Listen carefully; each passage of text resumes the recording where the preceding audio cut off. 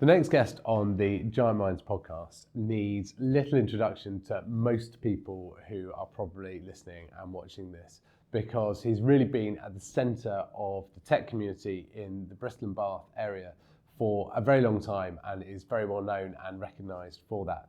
So it's none other than Nick Sturge, who has just been pivotal in bringing startups and that ecosystem together in the local area, and has lots of experience in technology and businesses throughout. So I'm sure you'll find this a really fascinating discussion. So Nick, thank you, welcome. Thanks for coming along to join us on the Giant Minds podcast. It's a pleasure to be here. Do you want to start off just by, so I think most people who are listening may well know who you are, but not everyone. So would you like to just give a little bit of a sort of intro background as to kind of where you're arriving from today? Sure. So I actually started out as a teenager being told electronics was a thing. This was back in the early 80s when it was just a thing. And I looked around and I was kind of interested in medicine, so I thought I'd do medical physics. So I ended up doing work experience in 1982 or 3 in the oncology centre in Bristol, which was fascinating.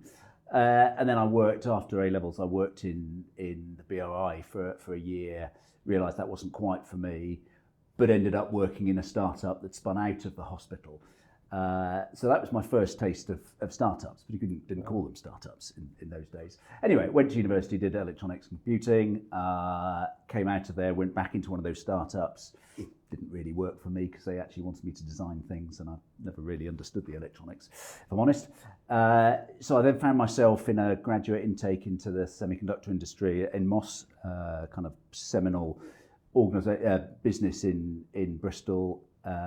Designing kind of state-of-the-art chips. The bit we were involved in was what became the chips inside early digital cameras. Again, I wasn't designing it, I was supporting the engineers. So I found my thing was about working with people in technology. So that kind of hit me quite hard, positively, but a realisation at that point.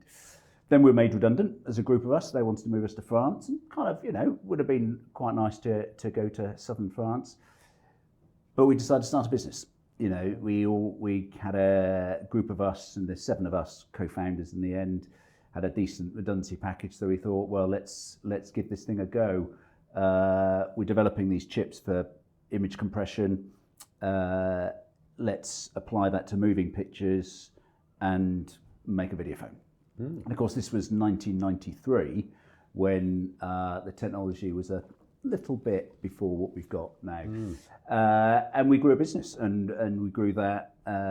We started in 93, listed on the stock exchange in 96, moved to the full list in 2000, just as the dot-com bubble was collapsing, bursting. Had a big correction in the share price, and one by one the founders fell away. I was the last man standing, and we sold the company or merged it with another business in 2004. And I remember you mentioning at one point that you can claim unicorn status at one point on that trajectory. Well, if you allow for inflation and a generous dollar exchange rate, yeah, we were listed as at a value of about 270 million at one point. But of course, unicorn's technically privately funded, but it was a high valuation, but bonkers, because we were turning over about $1 million at that point and not making a profit.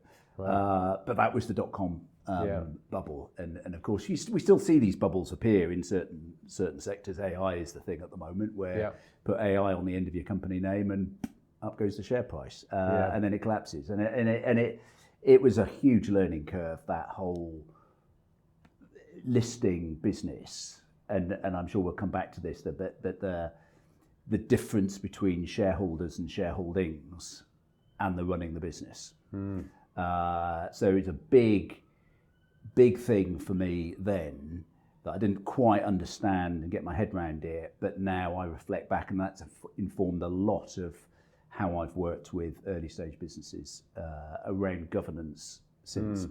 Yeah. So when I left that business, I stumbled across this thing called Set Squared, which was in its early day, 2 years old, as an incubator and a partnership between 4 universities. And I joined as a mentor. 2 days later, they gave me a contract to be entrepreneur in residence. The guy running it left, so I took over it, grew that to be kind of, well, not what it is now because it's changed a bit, but I grew it to a substantial activity, and out of that grew Engine Shed at Temple Meads, and then for the last 5 years I've been developing a portfolio of non-exec roles and consultancy and advisory. Yeah, and that journey with Set Squared and Engine Shed gave you exposure to a lot of different startups, and you were right at the centre of that community as it was happening. Yes, and hugely exciting. And so there's a whole load of stuff around leadership for me and how I approach that just the privilege of being able to work with hundreds, probably 300 plus entrepreneurs to a greater or lesser extent, and understanding their motivations, their journeys, what the common pitfalls are. And of course, there's no two entrepreneurial journeys that are exactly the same, but there are some common themes. And so I evolved this thinking about the role of the founder as a shareholder and director and writing the software or doing whatever, and actually how it becomes confusing thinking of those three hats simultaneously. If you separate those hats, it becomes easier to think about what your personal role is in the business, how you can add the most value, how can you get the most value out, and therein lies the difference between shareholding and directorship. And that's then been the root of the work, a lot of the work I've done in my portfolio career of working with founders on their journeys. Yeah, and as someone who's grown a business as a shareholder, has directorship and has been every job in the company, I can kind of sympathise with a lot of those stories along the way. Yeah. And in that sort of seeing so many startups, you must have inevitably seen a lot fail as well. Yeah, so we had this approach, which I think was a very positive approach, and how we supported failure, if you like, if that's the right way of putting it. So our brief was to help early stage, high tech, high growth businesses. And of course, if you're starting at the very early stage, so people will come to us with the back of a fag packet idea. And they were typically middle-aged, middle-class men, right?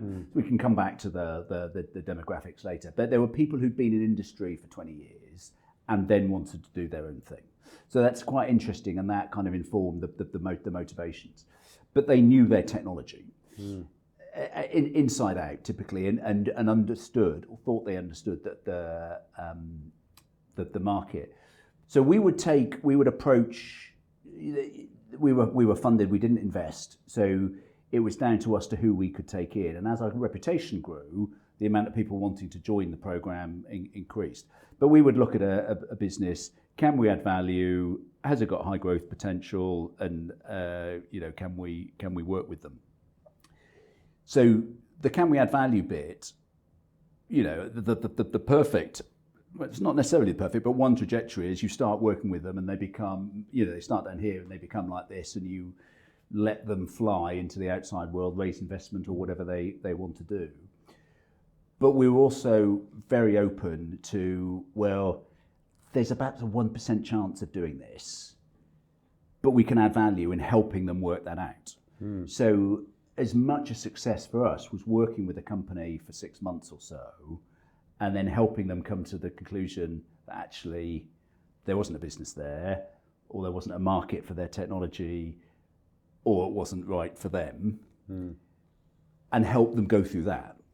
And that's a really positive thing. So that's not a failure. The business may not have become something bigger, but the theory being, if we hadn't helped them in that journey, then they might have spent 4 years flogging a dead horse, building up debt, probably ruining their marriage if they had one to start with, and that doesn't help anybody. Yeah. So supporting somebody to come to what we call a controlled stop was a really positive outcome, and that's uncommon with incubators, especially state-funded or publicly funded incubators that want to deliver these success stories and have a tendency perhaps to keep things alive even when they shouldn't be. And of course, the positive way to look at it is you're releasing talent back into the especially with technologists. Because a lot of founders and entrepreneurs, it's their fourth one, fifth one that's actually the one that makes the big difference, right? Absolutely. So we saw a lot of businesses have a good crack at it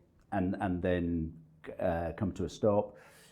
We saw a lot of businesses grow, take investment and continue growing. We took, but an equal number of companies not taking investment, but growing. And of those latter two categories, about 5% failed. Okay. While we were there, so which isn't, as in it was a unplanned stop, uncontrolled crash landing, if you like. So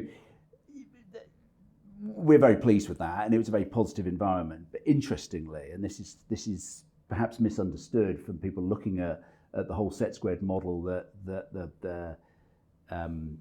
the premise was apparently about raising money and getting investment into companies. Half the companies didn't take investment and grew organically through sales. It's the best form of investment. Often underrated, I think, in startup communities. All the exits, all the sales of businesses were in that group. Really? Not the equity-backed ones. Interesting. It's quite interesting. Yeah. So from an economic growth point of view and capital deployment point of view, that organic growth. Yeah, and founder outcomes as well. And founder outcomes. Yeah, very interesting. Yeah. I think often going back to the point of sort of supporting that controlled stop, I think that's something that you kind of actually fairly uniquely positioned to do as a incubator as well, because when you're in it, you've got so much. There's all the sunk cost fallacy, committed. It's really hard to put the brakes on, presumably, without a mirror. It is. So, but there's two bits to it. One, that you're very well positioned to help come to that controlled stop. Our view is that it was our responsibility, because we're put in that position of privilege, where the guidance we give to an entrepreneur, they didn't all listen to us, but the power that you have, we thought of it sometimes as parental responsibility. You've got that. They look at us as a parent, and sometimes you need to tell your offspring, no, that's not the best. You may want to do that, but it's not the best thing. So it would have been much easier to not have those difficult conversations, because you've got these entrepreneurs who are completely embedded with it. There is this sense, and which is one of the barriers we saw, that there's this perception that if you start a business and it's got potential to be something up here, if you're not the CEO running the business up here, you failed. But that's rubbish. You should be proud and be able to of adding value at the early stage. And if someone else is running it further down the line, bingo. You probably create more wealth out of it like that. And that lots of trip hazards in terms of getting too involved, which we can come back to. But it would be easier for us to step back. But we saw it as our responsibility to have those difficult conversations to say, look, when it was quite personal and emotional, you're not the right person to do this. You should stop. Yeah. And sometimes it took a few times of telling them, and you'd get other people to tell them the same thing. Yeah. But it was almost always a positive outcome. Yeah. There's a few different ways of doing that as well, though, isn't there? You can stop and get out. You can stop and maintain a NED role. You can move down to a different role in the organisation. Yeah. And that's key. And I call this the founder journey and founder journeys. Inevitably, if you start a business, you and the business are one. Maybe a founding team like we were. Often it was for in Set Squared, it was often a singular entrepreneur. At some point, the two will diverge. It might be death of either, but surely it's best to manage that relationship over time. And the skill set you need at the what we call the first mile, completely different for the second mile and for the third mile, however you define those miles, but different skill sets. And so what we did in the first hour of working with entrepreneurs was to talk about what's your aspiration for your role in the business, and did you know that it doesn't need to be you doing this? And for some of them, they go, oh, phew, because I'm scared of that. And I think for a lot of businesses, that was a break on their growth, and quite possibly for raising investment where they perhaps should have done in hindsight, gone to investors to raise equity, but fearful of the pressure that puts on them because they're the techie. Yeah. So what we talked a lot about was you do it can only be you, and you're the best placed person to do that, getting this to a business that can grow, but plan for someone else to take over. And if you get someone to take over the CEO role, perhaps if you're the technologist, stick to the CTO role. Perhaps there's a different role. And the thing about the shareholding versus directorship versus the doing, and you can split the doing between management and doing, is that there's 4 different roles there, and you can have 4 of them, none of them, or 1, 2, 3. There's no. You can just, if you're a software developer, you can just do the software development and let go of the management and the directorship and let go of your shares, or you can just keep your shares and let this business continue to generate profit for you with a dividend. So getting entrepreneurs to understand that, we found made it quite a lot easier for them to think about creating the options so that when the time was right for them to change that mix of hats, it was a lot easier. Yeah, and I think it's often a lot of startups are kind of 2 or 3 people, and I see quite a few founding CTOs find themselves in positions they don't really want to be. They start doing it because they love making tech. And then once the team grows a bit, actually it's a management job. Yeah. And then once the team grows a bit more, it's a leadership job. Yeah. And they're really different roles. Completely. Yeah. And our sense was in a lot of cases, it was this assumption that it had to be them to continue, and if they step back, it was a personal failure. And getting people to understand that was quite powerful. But then, introducing the concept of fractional CTOs or CFOs, or bringing non-execs on board. So that was an interesting dynamic. You see, is if you get an entrepreneur used to having a non-exec on board who hasn't got any shares, suddenly you get this more obvious separation of directorship, the board, versus the shareholders. Yeah. And if you're starting to have different conversations in different hat wearing scenarios, it becomes easier to understand your responsibility. The other technique we used was to get the founding CEO was to get them to think about them as the investor. You've invested your energy, probably your money, your time, your reputation. You've got a lot vested in here. Would you want you to be running the company that you've invested in? Are you the best person for the job? Yeah. And that was quite useful, because then money talks, right? Because the shareholding is about your own personal wealth, really. Directorship is your responsibility to the company, and then the management and the actual operational stuff is technical competence and capability. And your strengths lie in different places, and what the business needs from you will be different in those different domains. So we found that quite a positive discussion to have, but we do it as early as we could and repeat it. Yeah, and how does that that experience is obviously very relevant to what you do now. So do you want to talk us through a little bit about kind of how that's morphed? Sure. Yeah. So I'm a bit of a seat of the pants person. It was when we started the business, Emotion Media, the video phone company. We had no idea what we were doing, and we found ourselves directors of a PLC, going from 7 shareholders to 7,000, literally. and that's a completely different dynamic. So that's where I understood this, the difference in shareholding and directorship and the responsibility you have, and how the business needed different things from us, and you need to think of stakeholders differently. So, moving forward 20 years or plus, and my opening gambit with a number of businesses I've worked with over the last few years in my portfolio has been around, you've found a CEO, what's your pathway? Have you worked that out? Can I help you in that? Which then starts as an advisory,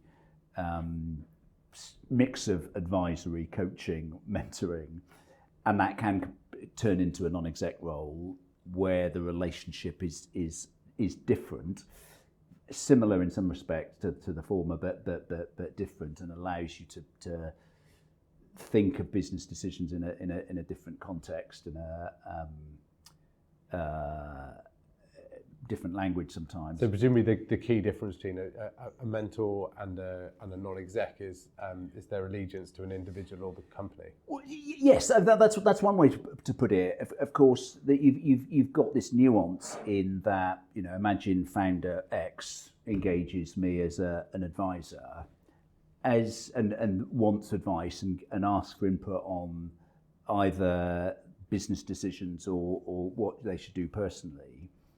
As an advisor, I'm going to do the best I can because I'm, conscientious and professional. But I can walk away at any minute. End of.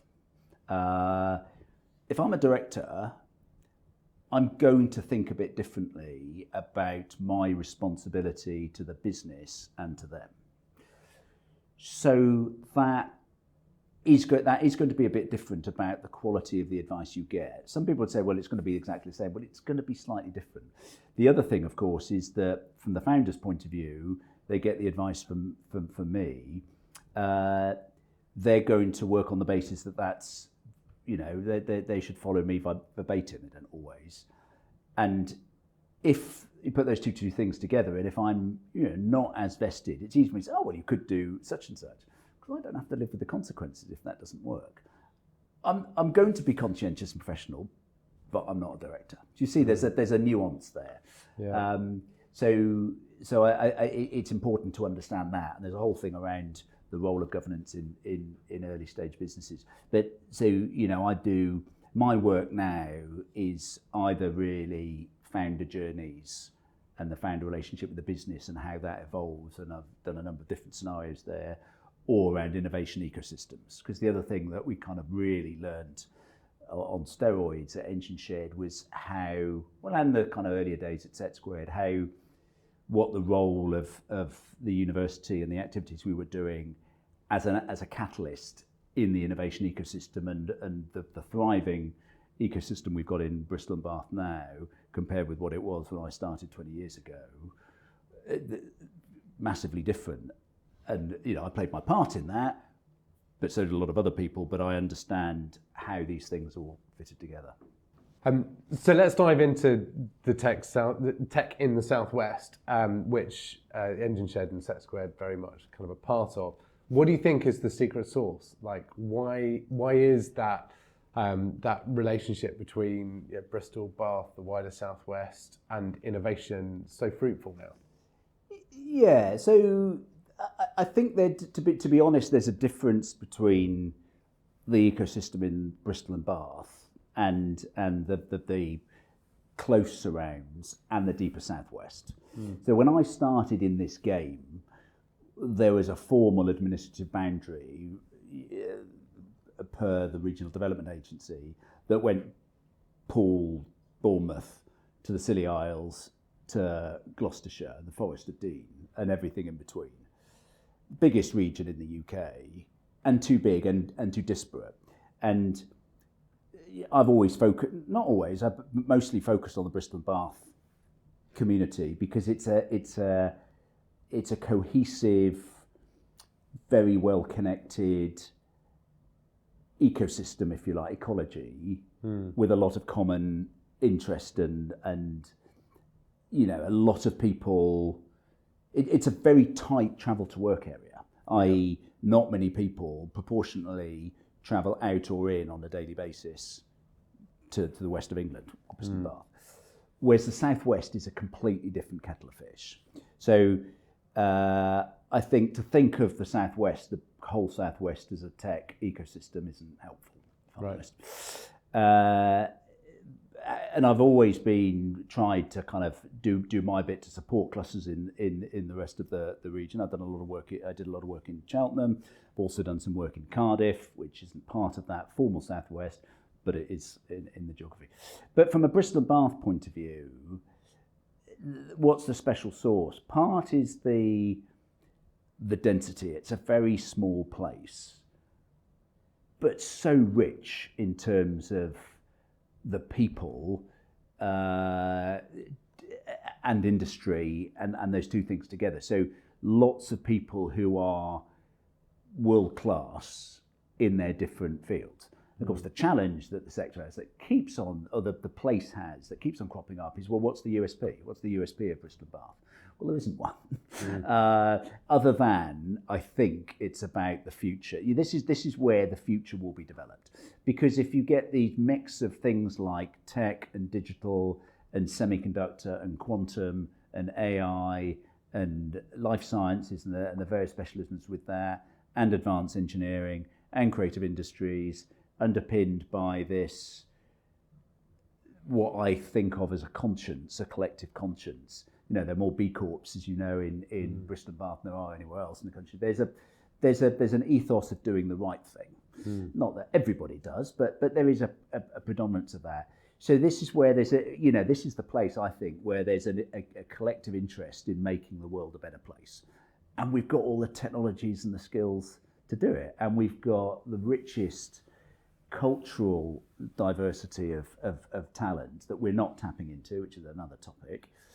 So that's part of the special sauce, and we haven't mastered that, but perhaps part of the special sauce is that there's always more to do. Complacency doesn't really appear here, I don't think, and that's a positive force. That's a positive force from an entrepreneur's point of view, and I like to translate sometimes the entrepreneur to the place. You know, if Bristol and Bath was an entrepreneur, there's a curiosity, positive tick for an entrepreneur mindset. There's ambition, albeit with a lot of humility. Actually, some people would describe it as not being ambitious, but actually there is ambition, but it's not crowing about yourself. Positive attribute of an entrepreneur. And I could go on. So I think that's quite interesting. But Bristol and Bath is 1 million people in a pretty small area, but with a lovely mix of cultures and lifestyle, and you're never too far from anybody or from somebody who knows somebody else. So information travels. I think we've got growing pains as a cluster because it has grown. You've got issues of cost of living and housing supply, and not everybody who should be able to afford to live here can now. And a lot of new things are emerging, and you get a few sharp elbows every now and again. But actually there's still a collaborative spirit, and everybody does know what's going on more than you'll get anywhere else, I think. And that's partly simply the geography. But there is a spirit of we're in this together. More to do. I think the things I've observed about the region is that we're very good at attracting skills. So really, that we have really high skills density. There's a very collaborative approach to things. People know each other, want to talk to each other, want to help each other. That outweighs competition quite a lot. But then there's some kind of weak spots and blind spots in that as well, because we're much better at attracting skills than we are at attracting investment. Money doesn't flow into the businesses here at the same rate that it flows into London or Manchester or some of the other hubs. And we also have to be really conscious about, because we're so good at attracting skills from outside, like the universities are particularly impressive at that. A lot of people come to university here and stay. Yeah.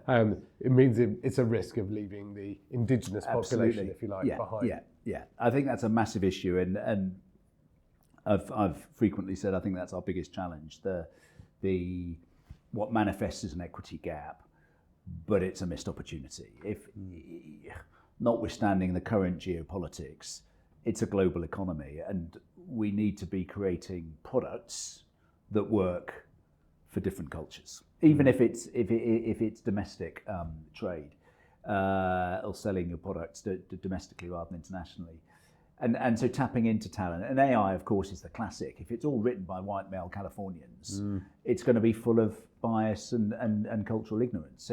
So there's every reason. But there's lots of reasons. But every reason why we should be tapping into diverse talent, socioeconomically, culturally, gender, etc. All the characteristics. And we do actually have it in abundance here. Absolutely, right? Yeah. And these are protected characteristics for a reason. I like to think of the rules and government policy as enablers of good practice rather than a rule book for the sake of having a rule book. And we shouldn't be discriminating against people on race or gender. But look at it the other way. Why are we not tapping into the talent base that's on our doorstep? And there are a whole load of barriers there. Getting an understanding in business that there is value in this talent pool, it's not the only bit of the equation. There are a whole load of different bits that we need to work together. But anything, and I know Geisen do a lot of work around this, and many others,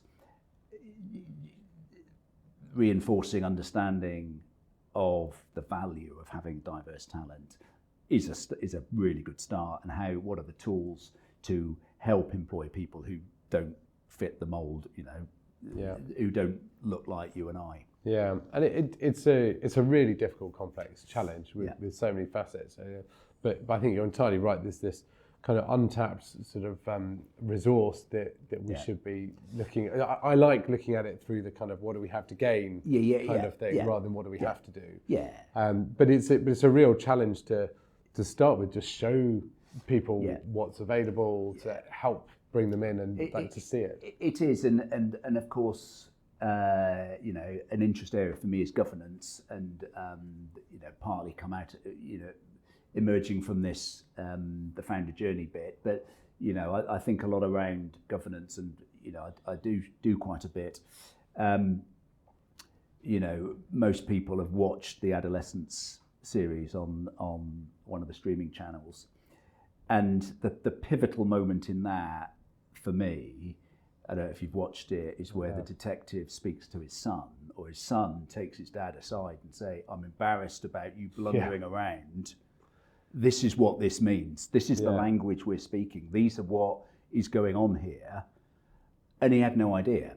And if you need an example of why we need younger people in decision-making, business and policy, that's it. Not to pigeonhole young people, but COVID, social media, Brexit have all had an impact on the young generation. And if we don't tap into that, we're going to make some howlingly bad decisions. So getting younger people into governance roles, onto boards, how do we do that, to be discussed, is probably also an avenue to diversify in other characteristics as well. Because actually we need the younger voice, and that gives us an opportunity to have female voice and culturally diverse voices, neurodiverse voices, because we're using that as a mechanism, if that makes sense.